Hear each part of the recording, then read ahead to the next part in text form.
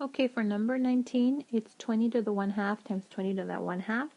Since the bases are equal, we add the exponents, okay, since we're multiplying the two numbers. So we end up with 20. 1/2 plus 1/2 is 1, so the answer is just 20. For number 20, it's 16 to the 1/2. It says simplify, so we want the square root of 16, so the answer would be 4, and that's A. Okay, because letter D, if you, oh no, I'm sorry, take it back. It's only A.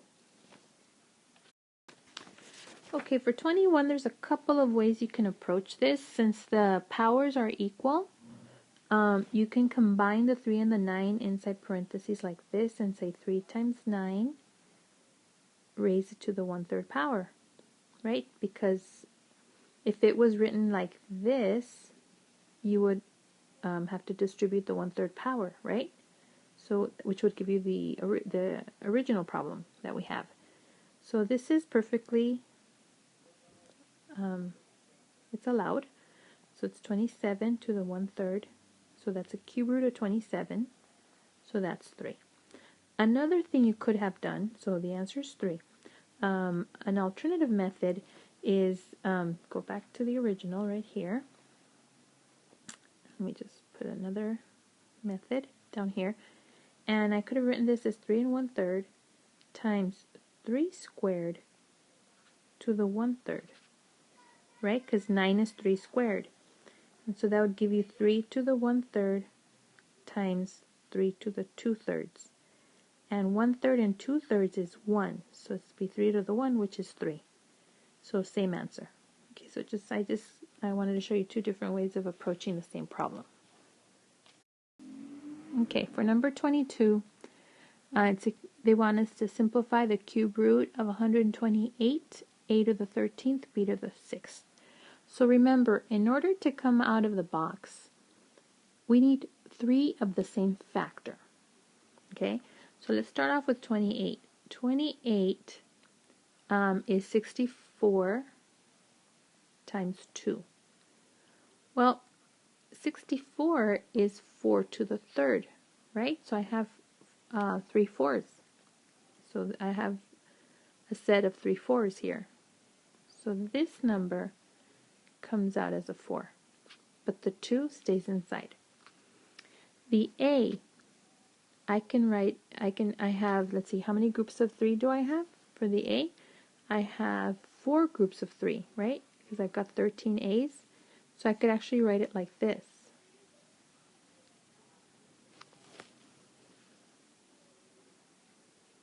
And then I still have one left over, right? And then for the B's, I have 2 groups of B's, of 3 B's. So this comes out, the A comes out as a to the 4th. The B comes out as b squared. And so we have the a left over inside and the 2. So the final answer would be 4 a to the 4th b squared times the cube root of 2a. So you look at your choices for a to the 4th, b squared, so that's A. Oops. I don't know what happened. So that's A. Okay, for number 23, you have to write that number in simplest form, or that expression in simplest form. So it's 8 times negative a to the 3rd, right? That's what this means. And then that's being raised, that product is being raised to the negative 2/3 power. So this negative 2/3 has to be distributed here to the 8 and then here to the negative 3.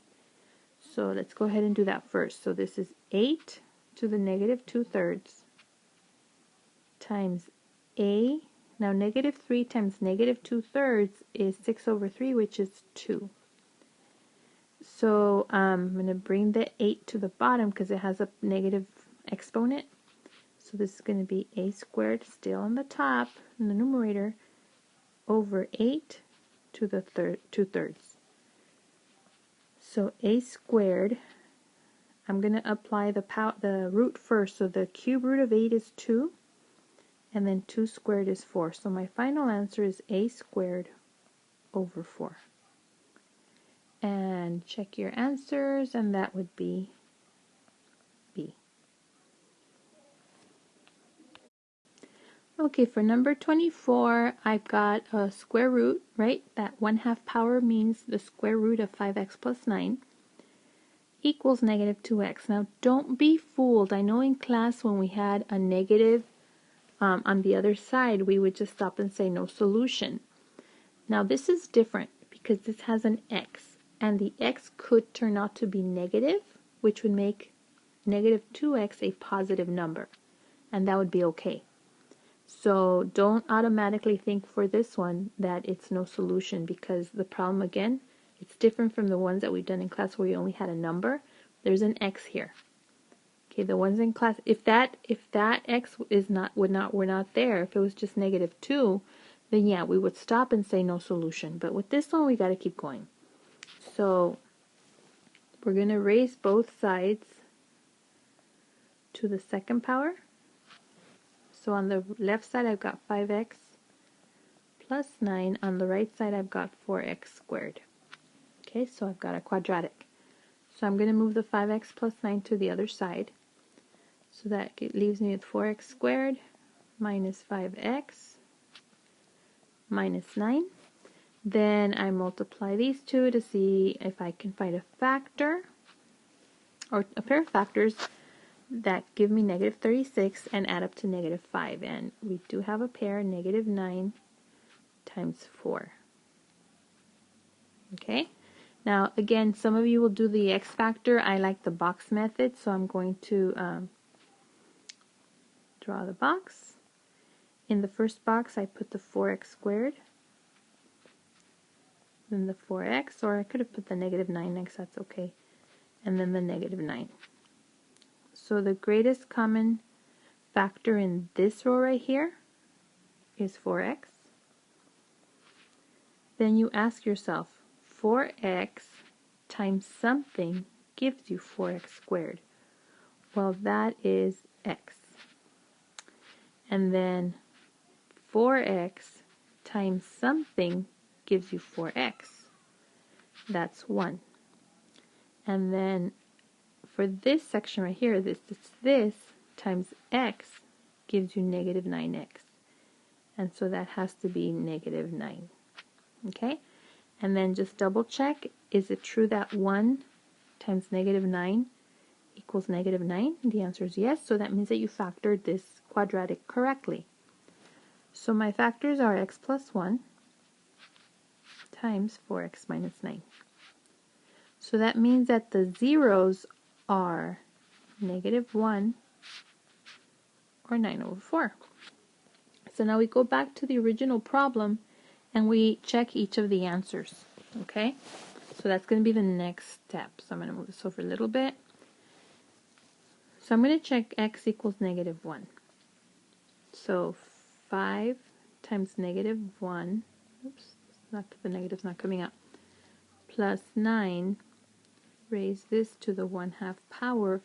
We want to see if it equals negative 2 times negative 1. Remember, the x is negative 1. That's the one we're checking right now. So 9 minus 5 on the left side is 4.